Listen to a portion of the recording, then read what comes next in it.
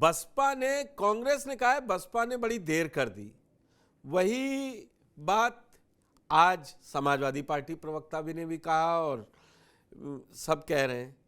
एक तो स्टार्ट लेने में देरी की, और कुछ देखने को ऐसा मिल रहा है, लखनऊ की तस्वीरें हैं कि जब 12:30 बजे 12:50 पे जिस हजरतगंज में बाबा साहब अम्बेडकर की मूर्ति है वहां पर प्रदर्शन चल रहा था, सीएम की फ्लीट निकल रही थी, लेकिन पुलिस ने आज पहली बार ऐसा होगा प्रदर्शन रुकवाया नहीं।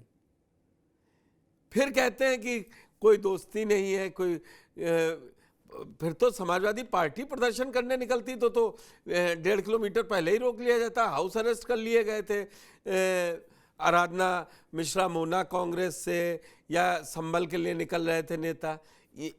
एकदम से ये बीजेपी की सियासत और बहुजन समाजवादी पार्टी को क्यों लगा कि अब टाइम है जो इस समय इसको रोका जाए? जी धन्यवाद। मुझे लगता है कि ये अब बाय एंड लार्ज जो है ये ओपन सीक्रेट होता जा रहा है कि किस तरह से बसपा प्रदर्शन करती है, किस समय पर करती है। ये शायद देखिए, एक तो बात ये है कि बसपा की जो राजनीति है शुरू से, वो राजनीति प्रदर्शन वाली उस तरह से रही नहीं है। प्रदर्शन कभी कभी करते रहे हैं बसपा वाले, लेकिन लगातार प्रदर्शन नहीं करते रहे हैं। एक उसमें मुझे लगता है कि एक बात ये भी जानने वाली है कि जब मान्यवर कांसीराम थे तो उस समय उनसे एक बार पूछा गया कि आप जब भी वो एट्रोसिटीज़ होती हैं वहाँ पर आप नहीं जाते हैं, तो वो कहने लगे कि हम एट्रोसिटी जहाँ होती हैं, एट्रोसिटीज़ तो सब जगह होती हैं देश भर में, तो वहाँ पे हम सब जगह नहीं जा सकते हैं, बल्कि हम अपने समाज को त्याग। नरेंद्र जी, इस बात के आज मैंने जब ओपनिंग कर रहा था तो मैंने यही गिनाया। 2016 में जब दयाशंकर सिंह ने बोला, तब जो एट्रोसिटी का केस था मैंने उसको भी रजिस्टर करवाया। उसके बाद SC ST के वर्गीकरण का मसला था, उसको भी रजिस्टर हुआ। मायावती तमिलनाडु तक विरोध प्रदर्शन में गई, मिलने गई जब वहाँ दलित परिवार के साथ बदसलूकी हुई थी। तो ये सेलेक्टेड हो जाता है, और इसीलिए मेरा सवाल ये है कि जमीन जहां सबसे बड़ी है, आप आकाश आनंद को भेज रहे हैं दिल्ली कि आप दिल्ली में प्रदर्शन कर कमान संभालिए। ठीक है, वो पार्टी का अपना है, लेकिन फिर बेस तो जो चाहे काशीराम जी हो या मायावती हो, खड़ा तो बेस यहां किया है ना उत्तर प्रदेश में।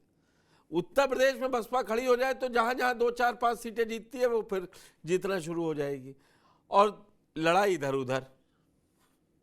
देखिए, उत्तर प्रदेश की बात जो है, अगर हम देखें, जब 2019 में का चुनाव हुआ था तो 2019 के चुनाव में समाजवादी पार्टी और बसपा जो है दोनों ने मिलकर चुनाव लड़ा, और आपको याद होगा कि उससे पहले BSP की कोई भी सीट नहीं थी और मायावती को 10 संसदीय क्षेत्रों में सफलता मिली, जबकि समाजवादी पार्टी को सिर्फ 5 में ही सफलता मिली थी, और वो उनकी पुरानी सफलता थी जो 2014 की रिपीट था। वो तो परिवार जीता था, और आजम खान और शफीकुर रहमान वर्ग जो मतलब सियासी परिवार के लोग जीते उस बार। जी, मैं ये कहना चाह रहा हूं कि और उस समय मायावती ने समाजवादी पार्टी का साथ छोड़ा था। आपको शायद याद होगा कि जैसे ही चुनाव खत्म हो गया तो मायावती भाजपा ने तारीख बताई थी कि 23 मई को रिजल्ट आएगा।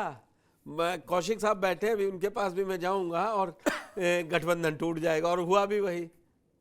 जी, मगर मुझे एक, अब उस समय की बात चली है तो मैं बोल दूं, लेकिन उस समय अखिलेश को सीटें भले ना मिली हो समाजवादी पार्टी को, लेकिन उसके बाद जो अखिलेश को लीड मिली है दलित वोट बैंक में सेंध लगाने की, या कहें दलित नेताओं में, 2022 में दलित उनके साथ जुड़े नेता बसपा के, और उसका रिजल्ट उन्होंने, अब कोई कुछ भी कहे कि संविधान का डर दिखा के मैं ये एक बात ये नहीं मानता कि दलित को कोई बहका कर ये वोट ले लिया।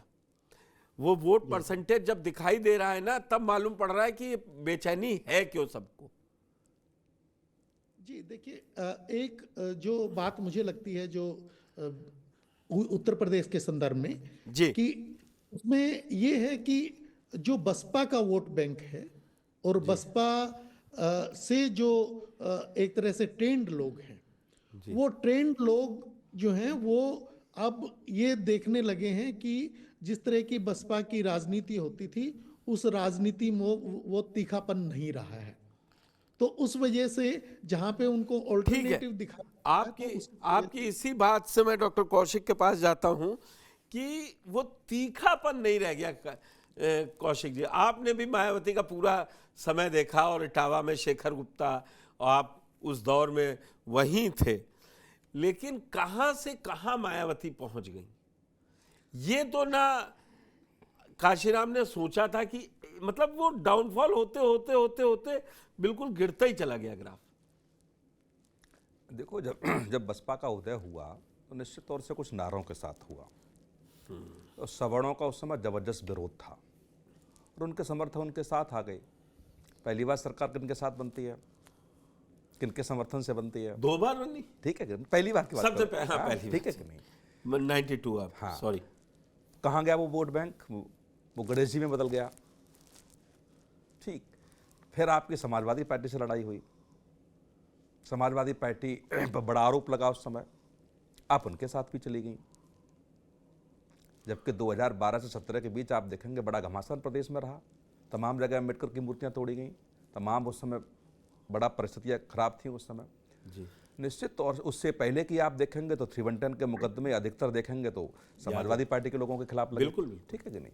तो जब जो वोट बैंक आपका था और जिसको आपने ये दिखाया कि आपने का उत्पीड़न इस वर्ग ने किया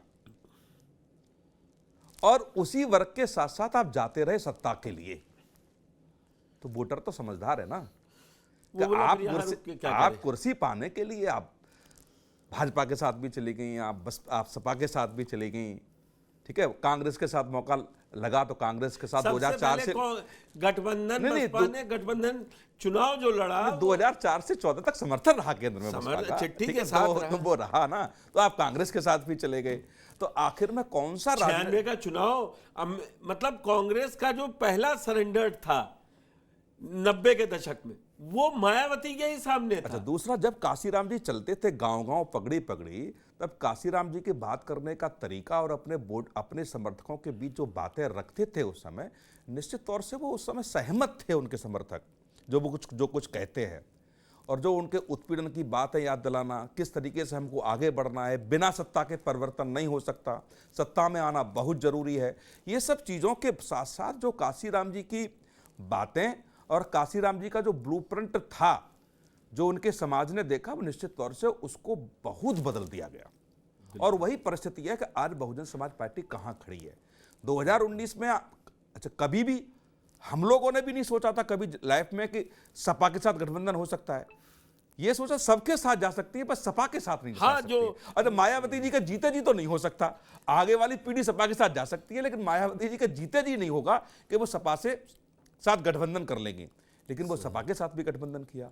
और दूसरी बात, सबसे अखिलेश यादव जी को आप देखिए, जितना सम्मान समाजवादी पार्टी के नेता के रूप में अखिलेश जी ने किया, मुझे नहीं लगता कि समाजवादी पार्टी के किसी नेता ने किया होगा, चाहे वो बुआ जी कहकर के हो, चाहे मैनपुरी में डिंपल यादव पैर छूना, डिंपल यादव के द्वारा पैर छूना, खुद खड़े होना, मुलायम सिंह यादव की कुर्सी के बगल में कुर्सी लगवाना। और जबकि आप देखेंगे कि डिंपल ने और उन्होंने पैर छुए, लेकिन आकाश ने पैर नहीं छुए मुलायम सिंह। बड़ा चर्चा बनी, बड़ा चर्चा उस समय है कि नहीं? और यादवों को बड़ा खराब लगा, इसीलिए लड़ते गिरते मुलायम सिंह यादव, वो आखिरी चुनाव था जो 90,000 से जीते मैनपुरी में। बिल्कुल, वही आप देख लीजिए, फिर लड़ा। नहीं, वहां के यादवों ने ये स्वीकार ही नहीं किया।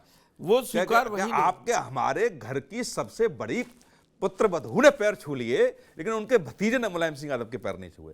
तो ये सब, ये तो शुरू से लेकर के अब तक चौहान साहब आप देखेंगे ना, तो निश्चित तौर से मान सकता हूं कि बहुजन समाज पार्टी की नेता मायावती से गलतियां नहीं, बहुत गलतियां हुई हैं। और उस गलतियां का ही परिणाम है। जैसे अभी कह रहे थे राजपूत जी, कांग्रेस के नेता, दिन तो बहुत हो गए भैया, विरोध तो आपको तत्काल करना चाहिए था। और कांग्रेस ने जो कपड़े पहन के जिस कलर के विरोध किया, तो केवल कपड़े पहन के अंबेडकर जी का विरोध किया जा सकता है क्या? देखिए, तो ये सब जो दिखावे की मार्केटिंग का काम आजकल कांग्रेस बीएसपी नहीं बीजेपी से सीख रही है। दूसरी बात, समाजवादी पार्टी के नेताओं को मैंने भी सुना, समाजवादी पार्टी के नेता ने भी कहा, आजम खान ने क्या कहा, आजम खान ने क्या कहा उस समय तो, लेकिन और समाजवादी पार्टी के किसी नेता ने विरोध भी नहीं किया, चुप्पी साध ली। जहां तक कि नेताजी ने भी टिप्पणी करने से मना कर दिया, जब पत्रकारों ने पूछा तो उन्होंने कोई जवाब नहीं दिया उस समय। तो ये सब कहना बेईमानी होगी कि अंबेडकर जी का सम्मान में कोई साथ है। यदि अंबेडकर जी का सम्मान कर रहा है तो जो उनका सपना था उसमें सहभागिता तो आपकी है नहीं। मैं अच्छा क्वेश्चन, ईमानदारी का अगर विवेचना करें ना, आप देखिए 1989 में जब ये आरक्षण लागू किया जा रहा था बाबा साहब की उम्मीदों वाला, तो सबसे ज्यादा विरोध कर रहे थे कि नहीं कर रहे थे? विरोध नहीं, आप उसको जब संविधान की रचना हो रही थी, तमाम ऐसे उदाहरण हैं जहां कांग्रेस के लोगों से नहीं बन रही थी, बड़ा मुखर विरोध था। कई बार उन्होंने कहा कि मैं इस्तीफा दे दूंगा इसको करके, मुझे इसमें नहीं रहना है। खैर वो अलग चीज है। उसके बावजूद भी ठीक है, आपको लगा होगा कि हम अंबेडकर जी का इस्तीफा ले लेंगे तो एक गलत संदेश चला जाएगा, लेकिन सरकार आपकी बनते ही जब देश आजाद होता है और संविधान लागू होता है तो 25 साल में 50 से ज्यादा संशोधन आपने कर डाले, तो क्या हुआ? वो असल में जिस समय हो रहा होता उस समय किसी को नहीं लगता है। मैं अब नीरज जी के पास जाऊंगा। नीरज जी, दरअसल ये कहानी सारी जो 24 में समाजवादी पार्टी पीडीए लेके आई, उसने मायावती को जड़ से हिला दिया। वो 9 पर आ गई, 2-3 पर। अब मायावती को लगा कि ये तो वो काम हो गया है कि जहां से अब या तो बिल्कुल बैठ जाएगा हाथी या खड़ा करने के लिए कुछ करना पड़ेगा। तो ये कवायद उसी तरीके से दिखाई दी 21 अगस्त को और अब दिखाई दी आज।